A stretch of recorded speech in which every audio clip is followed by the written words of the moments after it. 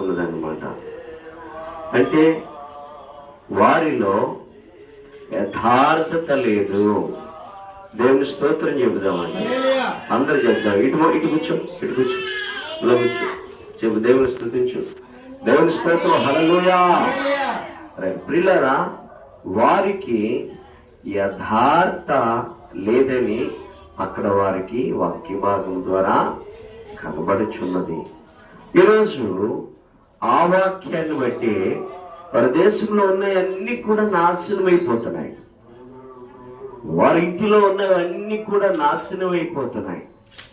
కారణము యథార్థత వారిలో లేదు. కారణం ఏంటండి?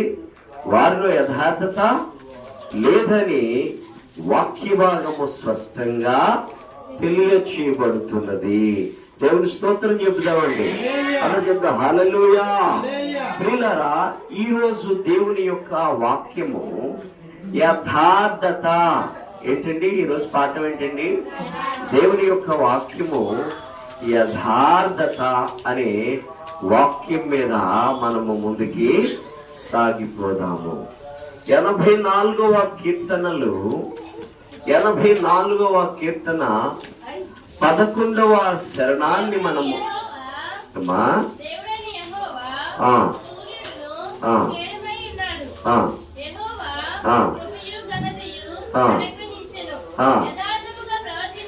యథార్థముగా ప్రవర్తించిన వారికి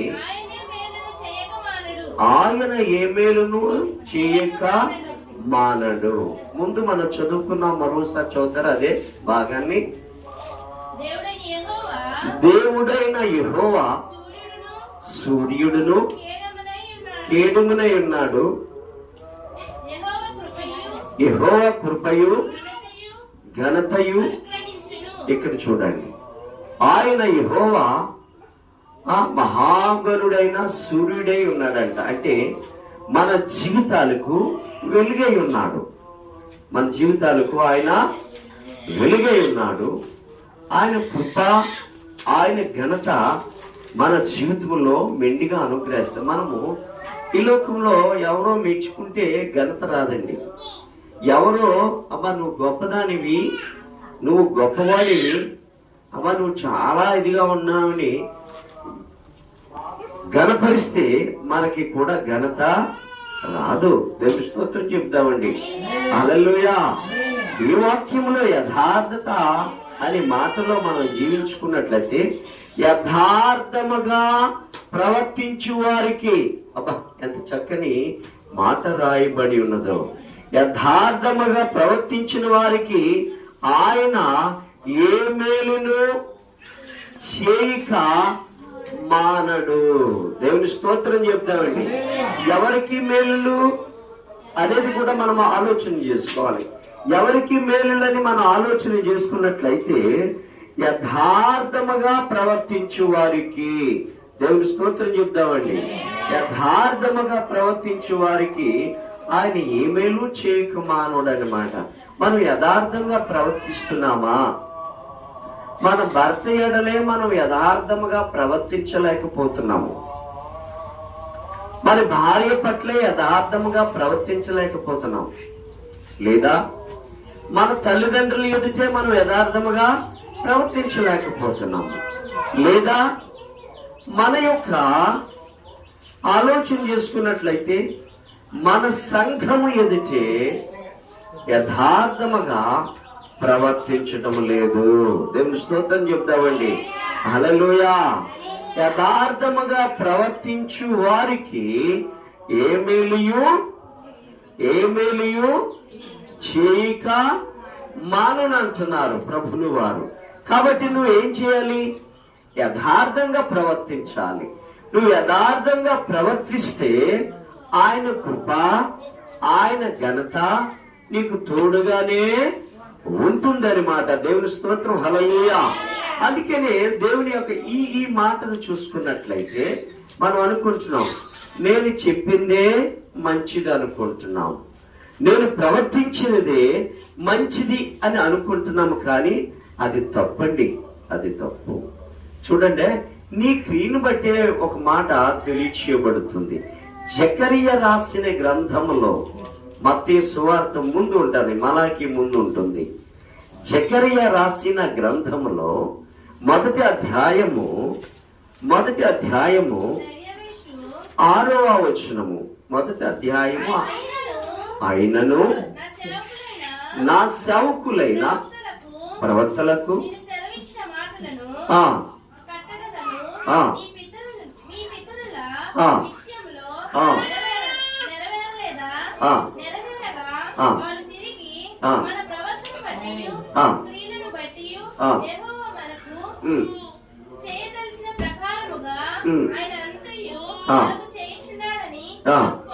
దేవుని స్తోత్రం, హల్లెలూయా.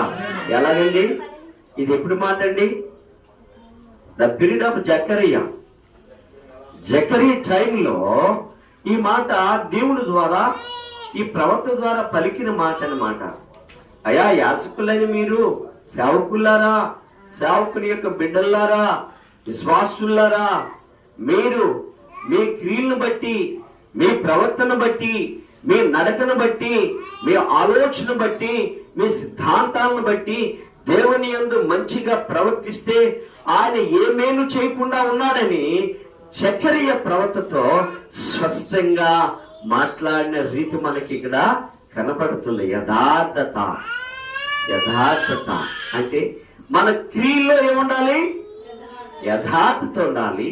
మన మాటలో యథార్థత ఉండాలి. మన చూపులో యథార్థత కనపడాలి. మన మాటలో యథార్థత కనపడాలి. మన నడకలో యథార్థత కనపడాలి. అప్పుడే దేవుడు నిన్ను నన్ను ఆశీర్వదించడానికి వారు ముందుకు వస్తున్నారు. పరిశుద్ధాత్మ దేవుడు, నీ జీవితం ఎలా ఉంది? యథార్థతముగా ఉందా? యథార్థతగా నువ్వు జీవిస్తున్నావా?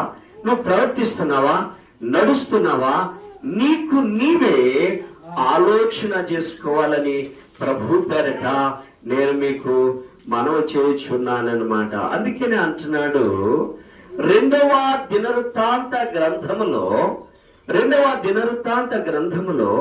16వ అధ్యాయము 9వ వచనములో దేవుడి మాట చదవండి.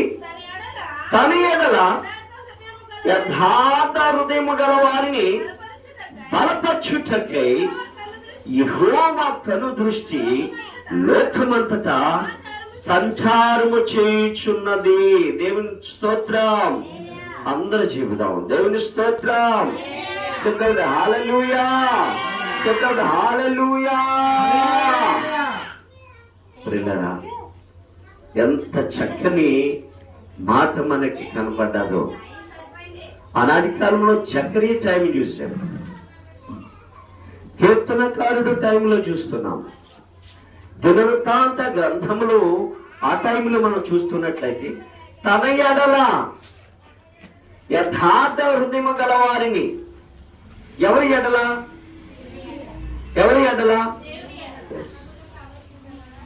మనం అనుకుంటాం, అయ్యో నేను యథార్థంగానే ఉన్నానే, నేను మంచిగానే ఉన్నానే అనుకుంటాము. కానీ అది దేవునికి ఇష్టమా?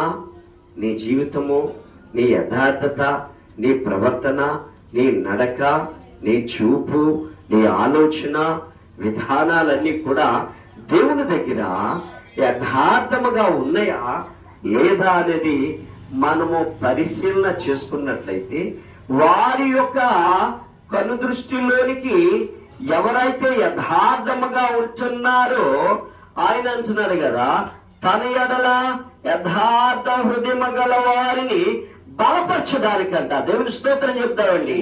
బలపరచడానికి, వారిని స్థిరపరచడానికి. ఈ లోకంలో బలము లేకపోవచ్చు, డబ్బులో, ఆస్తిలో బలము లేకపోవచ్చు, భూమిలో బలము లేకపోవచ్చు, లేదంటే పంటలో బలము లేకపోవచ్చు, చదువులో బలము లేకపోవచ్చు, నీ పనుల్లో బలము లేకపోవచ్చు. దేవుడు అనే మాట ఏంటంటే, తన ఎడల యథార్థ హృదయము గల వారిని బలపరచుటకే. దేవుని స్తోత్రం చెప్తావండి.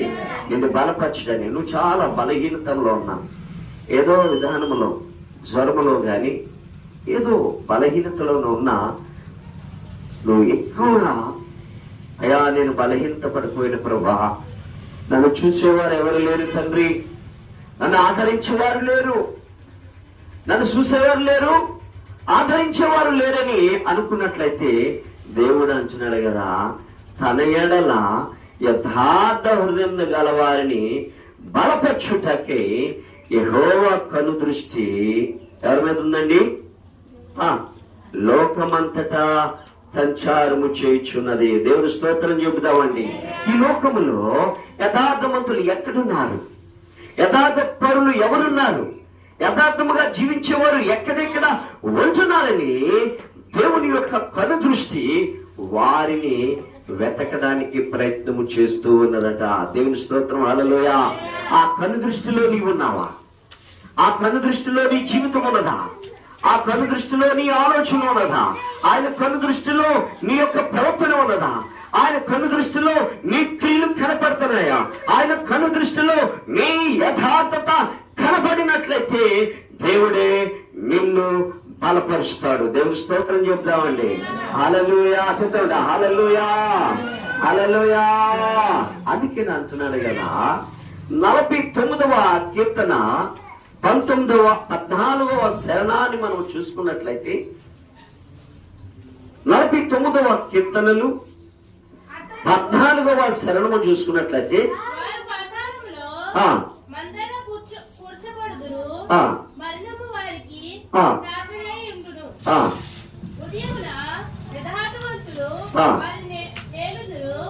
చూడండి, ఉదయమునే యథార్థవంతులు వారిని నేలుదురు. పిల్లరా, రేపే రిజల్ట్ కనపడుతుంది పాలిటిక్స్ లో, పొలిటికల్ గా. ఉదయమునే యథార్థవంతులు వారిని ఏలుదురు, పరిపాలించుదురు. దేవుడు వారి కను దృష్టి ఎవరు పరిపాలన చేయాలి, ఎవరు ఎలా ఉండాలి, ఎవరు ఏ రీతిగా జీవించాలి, దేవుడే వారికి ఏమండి ఎంతమంది పోటీలో ఉన్నా దేవుని యొక్క ఆశీర్వాదం లేకపోతే వారు ముందుకి వెళ్ళరు. ఎవరి మీదైనా దేవుని ఆశీర్వాదం ఉంటేనే వారు ఏలుబడిలోనికి వస్తారు. దేవుని ఆశీర్వాదం లేదనుకోండి, వారు ఏలుబడిలోకి రానే రారు. దేవుని స్తోత్రం, హల్లెలూయా. కాబట్టి ప్రియులారా, ఒకటి మీరు ఆలోచన చేసుకోండి, దేవా నీ ఏలుబడిలో నేను ఉండాలి, నీ పరిపాలనలో నేను ఉండాలి, నీ కను దృష్టిలో నేను ఉండాలి అని మన జీవితాలు ఆలోచన చేసుకున్నట్లయితే, యథార్థత నువ్వు జీవించినట్లయితే దేవుడే నిన్ను ఆశీర్వదిస్తాడు. యథార్థవంతులకు అంటున్నాడు కదా, యథార్థవంతులకు అమ్మా ఏమంటున్నాడు చూడండి, కీర్తనలు 112వ కీర్తన 4వ శరణాన్ని చూస్తారా? 112వ కీర్తన 4వ శరణము. దేవుని స్తోత్రం చెప్తామండి. చెప్పండి, అందరూ చెప్పండి. హల్లెలూయా. అందరు చెప్పలు కొడతాయి ఈ మాటకైతే. అందరు కూడా ఘనముగా మనం చప్పట్ల కోసం. యథార్థవంతులకు చీకటిలో వెలుగు పుట్టెను. పిల్లరా, నువ్వు చీకటిగా ఉండొచ్చు, నీ జీవితమే చీకటమయమైపోవచ్చు.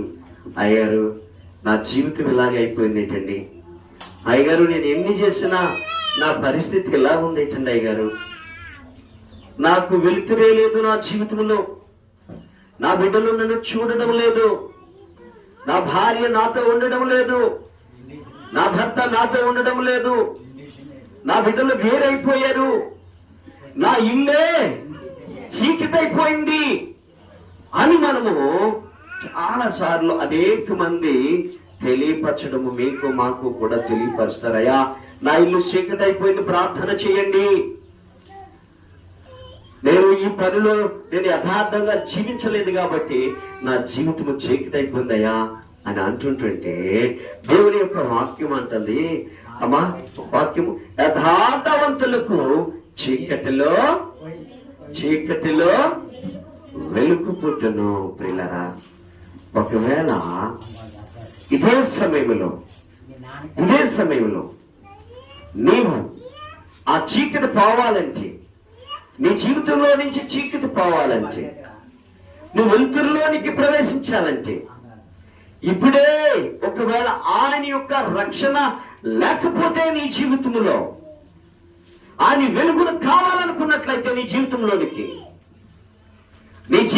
వెలుగు కావాలనుకున్నట్లయితే, నీ కాపురములో వెలుగు కావాలనుకున్నట్లయితే, నీ బ్రతుకులో వెలుగు కావాలనుకున్నట్లయితే, నీ యొక్క చదువులో వెలుగు కావాలనుకున్నట్లయితే, నీ ఉద్యోగంలో వెలుగు కావాలనుకున్నట్లయితే, నీ ప్రవర్తన మంచిగా ఉండాలి. దేవుని స్తోత్రం, హల్లెలూయా. నీ ప్రవర్తన మంచిగా ఉన్నదంటే, నీ యథార్థ క్రియలను బట్టి, ఆనాటి కాలంలో చక్రీయ టైంలో కూడా యాజకుల యొక్క జీవితాలను కూడా వాళ్ళ క్రియలను బట్టి వారికి వెలుగు చూపించినట్లు దేవుని యొక్క వాక్యము తేటతెల్లగా తెలియచేయబడుతుంది అనమాట. యథార్థవంతులకు వెలుగుంటుందంట. అయ్యో, దేవుని యందు చక్కగా ఉండి తెల్లని బట్టలు ధరించి నాలో అసూయ కనపడుతున్నట్లయితే ఏముంటుందండి? అప్పుడు చీకటే ఉంటుందన్నమాట. వెలుగు ఏమాత్రము కూడా ఉండదు. ఆయన యందు యథార్థముగా జీవిస్తే నా జీవితంలో ఏముంటుందండి? వెలుగు ఉంటుంది. నా జీవితంలో వెలుగు ఉన్న తర్వాత ఇతరులను వెలిగించడానికి కూడా అవకాశము ఉంటుందన్నమాట. రక్షింపబడిన బిడ్డల కొరకు కాదండి. ఎవరైతే రక్షణ లేదో, ఎవరైతే వాక్యము తెలియదో, ఎవరికంటే యేసు ప్రభువుల వారు తెలియదో, వారి జీవితాల్లో నీవు నేను కూడా వెలుగును పుట్టించాలి.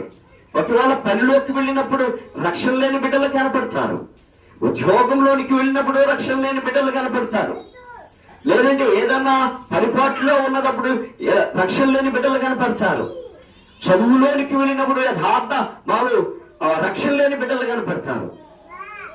అప్పుడు నీలో నుండి వెలుగు వారికి నువ్వు చూపించినట్లయితే వారికి కూడా రక్షణ అనే వెలుగు పొందుతారు. దేవుని స్తోత్రం చెప్తామండి. వారికి కూడా దేవుని స్తోత్రం చెప్పండి. హల్లెలూయా, హల్లెలూయా. రక్షణ వెలుగును పుట్టించాలంటే మనం ఆ రీతిగా మనం ఉండాలి. యథార్థవంతులకు చీకటిలో వెలుగు పుట్టెను. దేవుని స్తోత్రం చెప్తామండి. హల్లెలూయా. ఇంకో మాట కీర్తనలో కూడా కనబడుతుంది మనకి. 37వ కీర్తనలు 37వ శరణాన్ని మనం చూసుకున్నట్లయితే చక్కని భాగం మనకి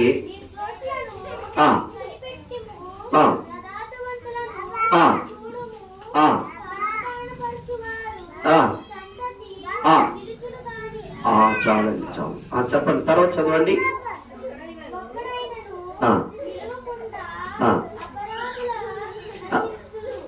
దేవుని స్తోత్రం. హల్లెలూయా చెప్తామండి. హల్లెలూయా. నిర్దోషులను కనిపెట్టము. ఎవరినండి? దోషులను కాదండి, నిర్దోషులను, ఏ పాపము లేని వారిని, ఏ చెడు క్రియలు లేని వారిని, చెడు అలవాట్లు లేని వారిని మనల్ని బట్టి వారు నేర్చుకునేలాగా మనము నేర్పిస్తే అంటున్నాడు కదా, నిర్దోషులను కనిపెట్టము, యథార్థవంతులను చూడము. మూడోది ఏమంటున్నాడు ఏంటి? అంతకంటే మంచిది సమాధానపరచు వారి సంతతి నిలుచుందో. దేవుని స్తోత్రం చెప్తామండి. హల్లెలూయా. పిల్లల చాలా చోట్ల మనం చూస్తూ ఉంటాము, వాక్యము ప్రకటించే సేవకుల యొక్క కుటుంబాలు ఎప్పుడు కూడా ముసలివారు అయిపోయిన తర్వాత వారికి కనిపిస్తారండి. అవునా కదా? ఏమండి? అవునా కదా? మరి ఇక్కడ జాన్ పాస్టర్ గారు చూడండి, వారు ముసలివారు అయిన తర్వాతే వారు కాలం చేశారు. దేవుని స్తోత్రం చెప్తామండి. హల్లెలూయా. మా ఊరిలో కూడా మరి హ్యాపీ క్రిస్టియన్ గారు, అలాగే వారు చాలా సంవత్సరాలు జీవించి పలు చోట్ల దేవుని స్వార్థను ప్రకటించిన మహానుభావులు అయినా ఎన్నో సంవత్సరాలు గడిచిన తర్వాత 80 సంవత్సరాల పైనే వారు కాలం చేసి ఆ బ్రతుకున్నంత వరకు కూడా దేవుని యొక్క సువార్తను ప్రకటించారు. అంటే సమాధానపరచువారు నిలుస్తారంట. వారి బిడ్డలు కూడా ఇప్పుడు దేవుని యొక్క స్వార్థను ప్రకటిస్తున్నారు, అనేక మందిని రక్షిస్తున్నారు. దేవుని స్తోత్రం చెప్తావు. హల్లెలూయా. అంటే సమాధానపరచువారు నిలిచి ఉందరో. చాలా మంది ఏం చేస్తారంటే చాలా మంది ఏం చేస్తారంటే అక్కడ కొన్ని తప్పులు చెబుతూ తప్పు త్రావలోనికి నడిపిస్తూ ఉంటారనమాట. అట్లాంటి వారు వారి జీవితాల ముందుకి వెళ్ళవు. కారణం ఏంటంటే యథార్థత వారిలో లేదు. యథార్థమైన జీవితము వారిలో లేదు. యథార్థమైన ప్రవర్తన లేదు. యథార్థమైన క్రియలు లేవు. యథార్థమైన నడక లేదు. ఇవన్నీ లేకపోవడం ద్వారా వారి యొక్క జీవితాలు ఏమవుతున్నాయండి? దేవుని స్తోత్రం చెప్తామండి. హల్లెలూయా. వారి యొక్క జీవితాలు చదువుకున్నాం కదా, విచ్ఛిన్నమైపోతున్నాయంటండి. దేవుని స్తోత్రం చెప్తామండి.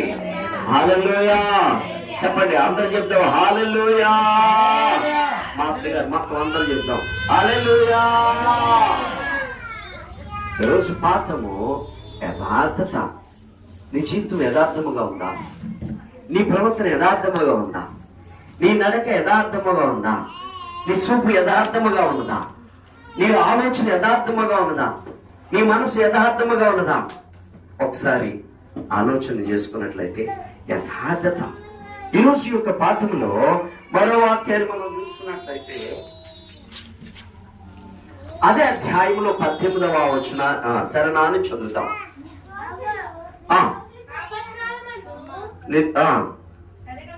18వ శరణం చదువుతున్నారా? నిర్దోషుల చర్యలను యెహోవా గుర్తించుచున్నాడు, వారి స్వాస్థ్యము సదాకాలము నిలిచినావా. అందరు చెప్పులు కొట్టండి. సమయంలో అందరు గట్టి చెప్పులు కొడదాం. ఈ మాట చూడండి. నిర్దోషుల చర్యలను యెహోవా గుర్తించుచున్నాడు. నిర్దోషులను, మంచివారిని, మంచి క్రియలు చేయవారిని, యథార్థంగా ఉన్నవారిని, యథార్థముగా ప్రవర్తించేవారిని, యథార్థముగా జీవించేవారిని, యథార్థముగా క్రియలు చేయవారిని, యథార్థముగా ఉన్నవారిని దేవుని యొక్క వాక్యము ఈ రీతిగా సెలవిస్తుందన్నమాట. మా చక్కని మాట అండి. ఇక్కడ చూసుకున్నట్లయితే నిర్దోష చర్యలను యెహోవా గుర్తిస్తాడంటే ఏమిటి? యథార్థంగా ఉన్నవారిని దేవుడు గుర్తిస్తాడు. అయ్యో నేను యథార్థమా లేనండి, దేవుడు ఎలా ఉన్నాడండి, నన్ను అన్యాయం చేసాడండి, అయ్యా నేను ఇలా ఉన్నానండి, ఇది పరిస్థితి, నా పరిస్థితి బాగోలేదండి, నా జీవితంలో నేను ఎలాగ అయిపోయానండి అంటే నీలో ఏం లేదు? యథార్థత లేదు, క్రియలు లేవు, ప్రవర్తన లేదు, చూపు మంచిది కాదు, నడక మంచిది కాదు, ఆలోచన మంచిది కాదు, పనులు, చెడు కార్యాలు, చెడు అలవాటులు పరిశుద్ధులను సైతము ఆ చెరిపివేసి వేరు వేరు మార్గాల్లోనికి నడిపించేవారు. దేవుని స్తోత్రం. హల్లెలూయా. ఇక్కడేమంటున్నాడంటే నిర్దోషుల శరీరను యెహోవా గుర్తించుచున్నాడు, వారి స్వాస్థ్యము సదాకాలము నిల్చును.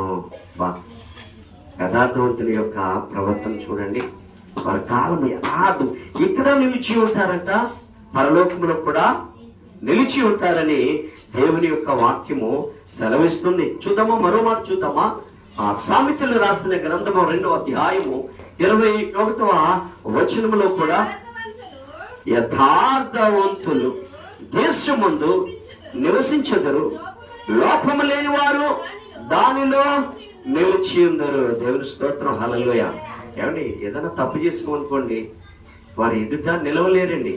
ఏదైనా తప్పు చేస్తే వారి ఎదుట నిలవలేరు.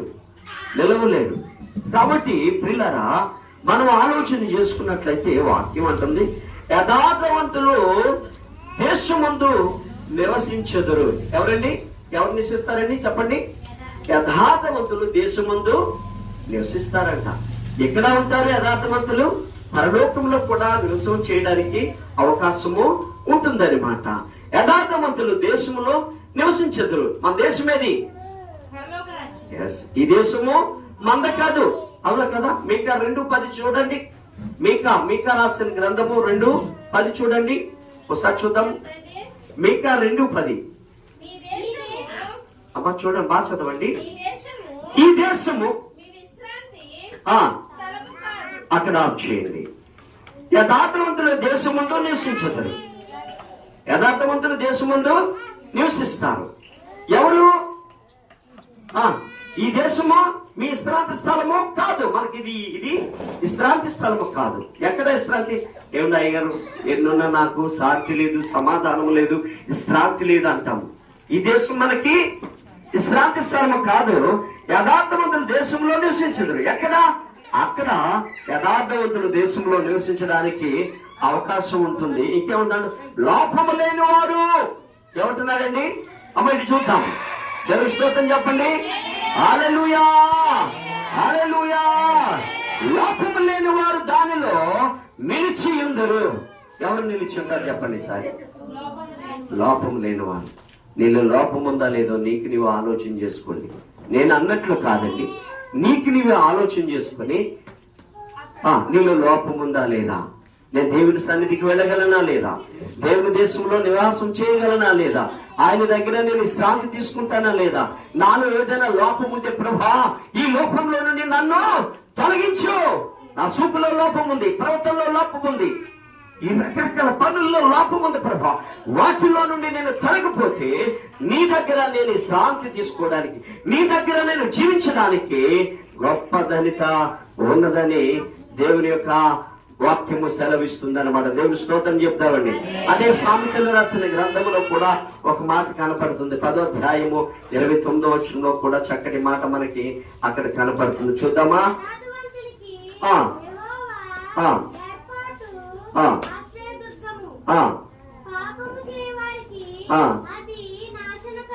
అబ్బా, ఎంత మాట ఒకసారి మళ్ళా చదువుదామే.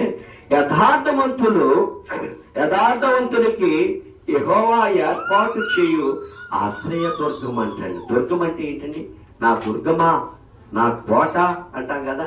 అంటే దుర్గం అంటే పడరానిది, నివాసం ఉండేది, గొప్ప స్థలము అక్కడ మనకి ఉన్నది. యథార్థవంతులకు యెహోవా ఏర్పాటు చేసిన ఆశ్రయ దుర్గం అంట.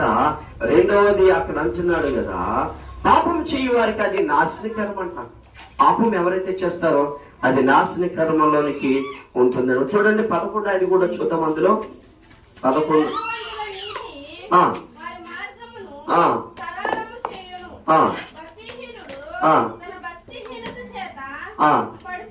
దేవుని స్తోత్రం చూద్దాం. యథార్థవంతులు నీతి వారి మార్గంలో సరళం చేస్తుందంట. ఈరోజు పాఠము యథార్థవంతులు. మనం యథార్థంగా ఉంటే ఆ నీతి మనల్ని ఏం చేస్తుందండి? మంచితనానికి నడిపిస్తుంది, కాపాడుతుంది, ఏమంటే పురుకొల్పుతుంది, ఇంకా జీవించడానికి, ఆశ్రయించడానికి గొప్ప బలాన్ని సమకూర్చబడుతుంది. దేవుని స్తోత్రం చెప్దామండి. హల్లెలూయా, హల్లెలూయా. యథార్థవంతులు నీతి మార్గము సరళము చేయను, బతీరుడైతే నాశనమైపోతాడని దేవుని యొక్క వాక్యము సెలవిస్తుందన్నమాట. మనం బతిగా ఉండి అయ్యో బట్టలు కట్టుకొని తెల్లగా ఉండి చెడు పనులు చేసినా సరే దేవుని యొక్క మార్గంలోనే మనం ఉండము, దేవుని యొక్క దుర్గంలోనికి మనం ప్రవేశించము, దేవుని యొక్క విశ్రాంతిలోనే ఉండము, దేవుని యొక్క దేశంలోనే విశ్రాంతి తీసుకోవడం కూడా అందులోకి వెళ్ళలేము. అందుకని ఏమంటున్నాడంటే ఇక్కడ చివరగా సామెతలు రాసిన గ్రంథం 15వ అధ్యాయము 8వ వచనం చివరగా